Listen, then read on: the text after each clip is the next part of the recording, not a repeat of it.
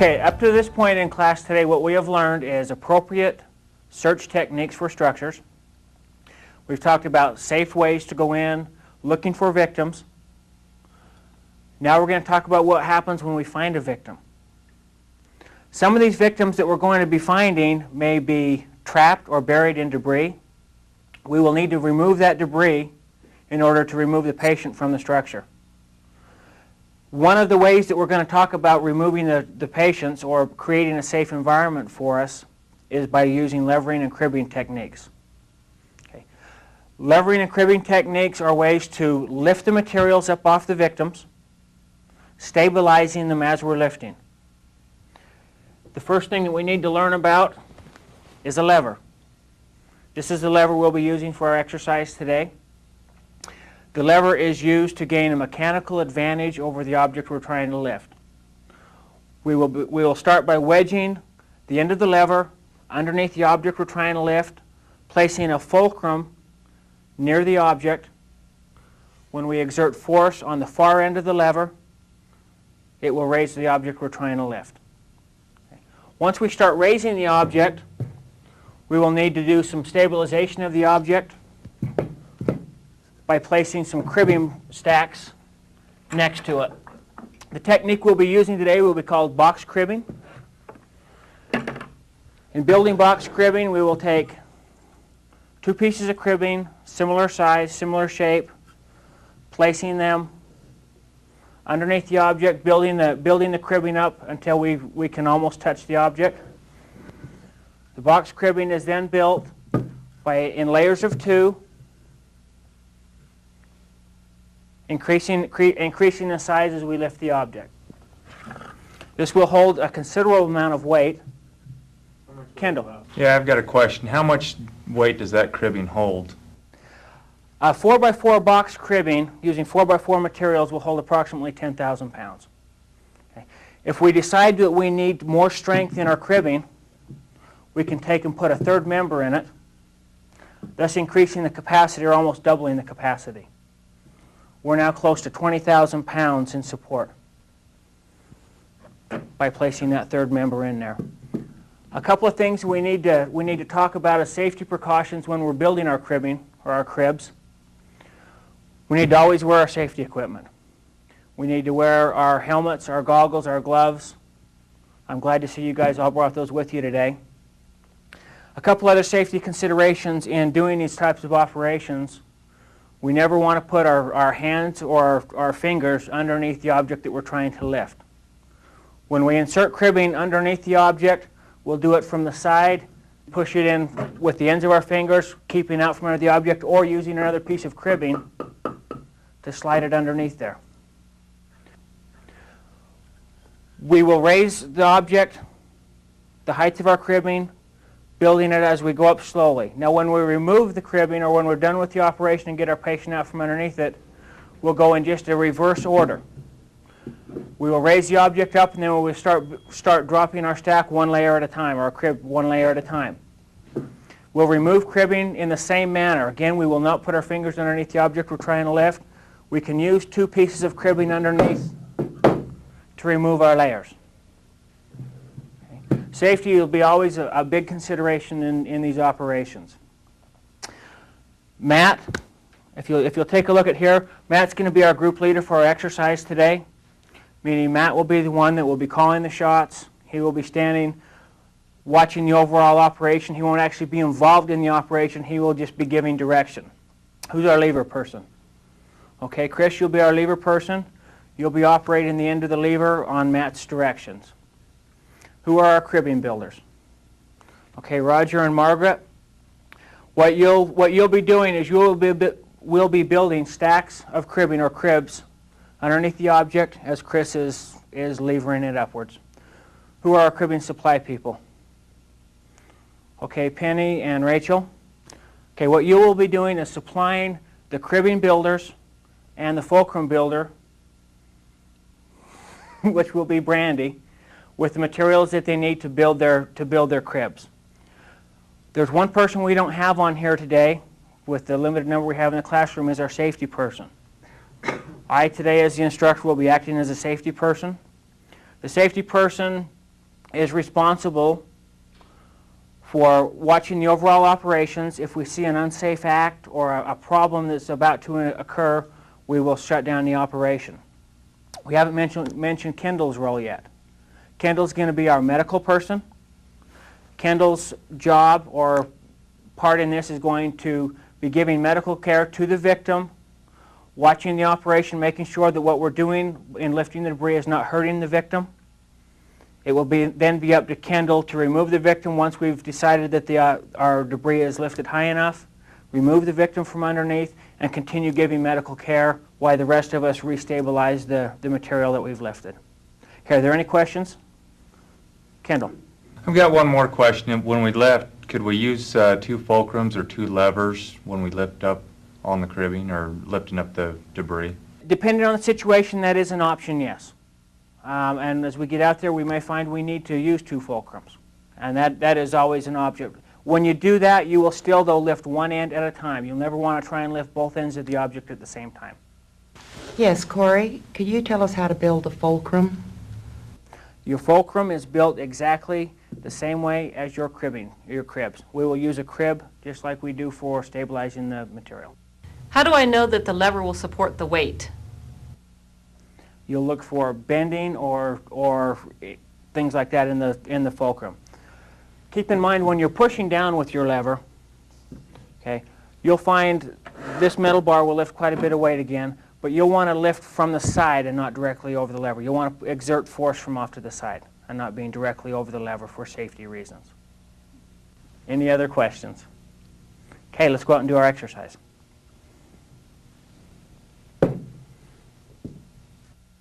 Okay, team, we need to crib these 2 corners here to support them, and then we'll start raising this, get our victim out.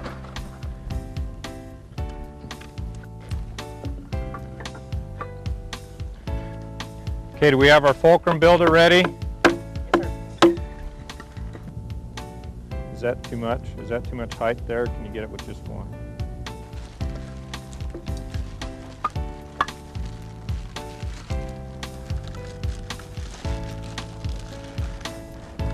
Okay, hold up.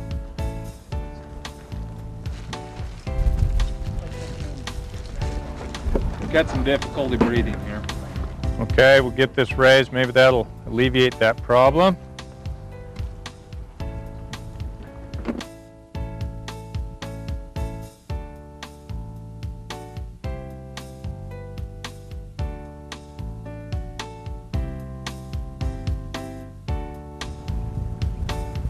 There we go. Okay, supply people, make sure they don't run out on either side. It's More in there, you can grab your hand.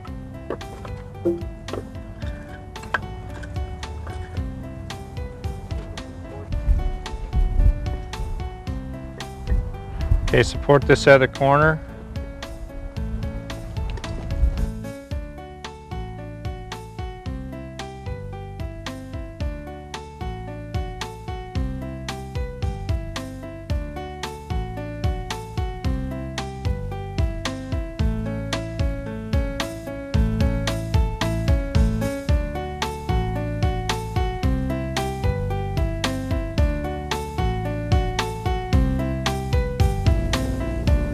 Okay, ready, Chris?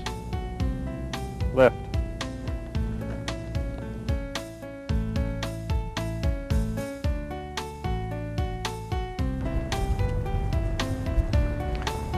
Okay, can we get anything under this corner over here?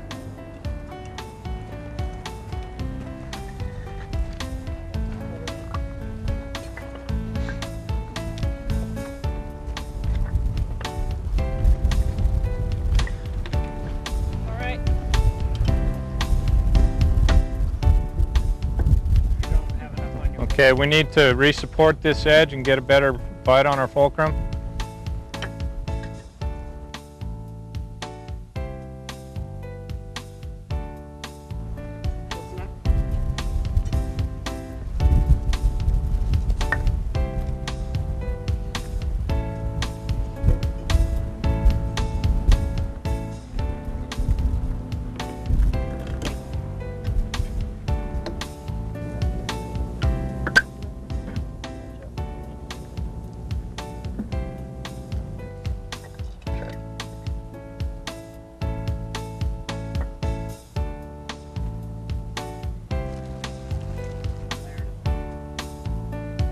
Okay, let's come on this corner and support this corner.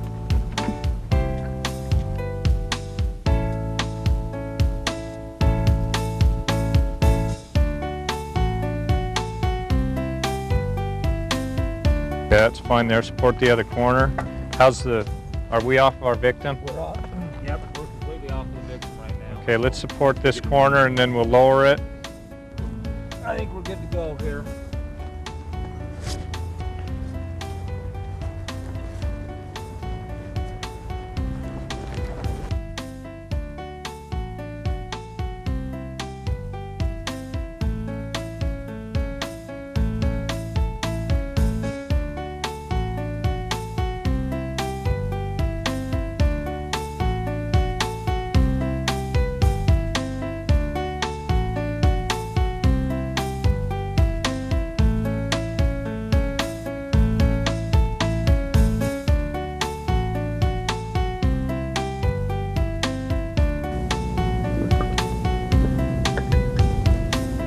Lower.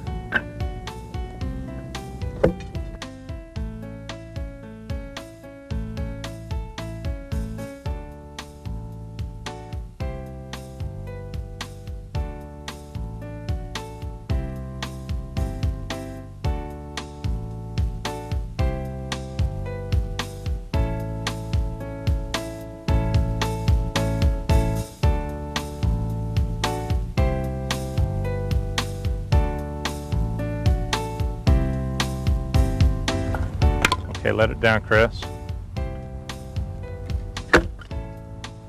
Okay, now let's come back over to this side, take a layer out.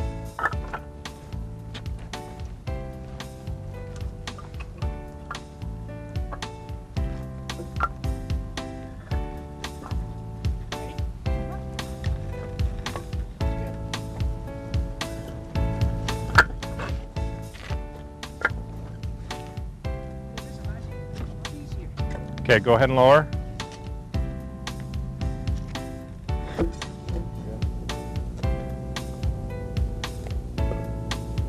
Ready? Raise.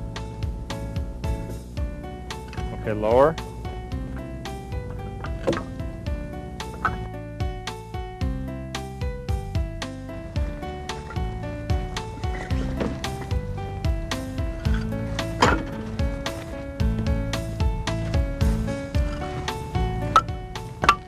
Lower. One more and we've got it.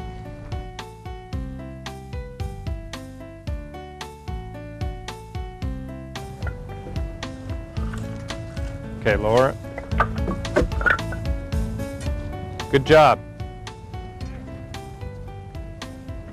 Okay, what we're going to do for this final section is we're going to set up for a debris removal from a structure.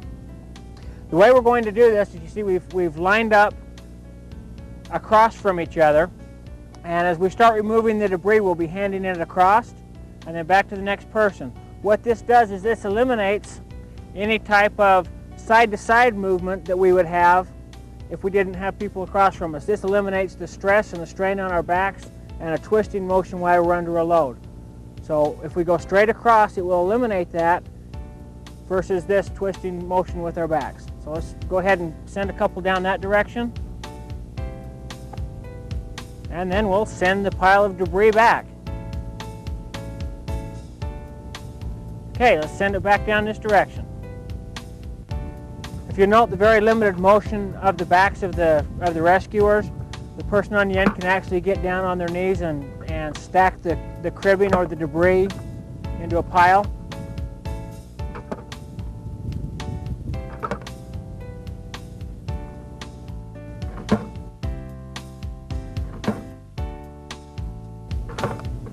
Even long objects, such as our pry bars or long 2x4s or large pieces of material, can be handled very easily in this way.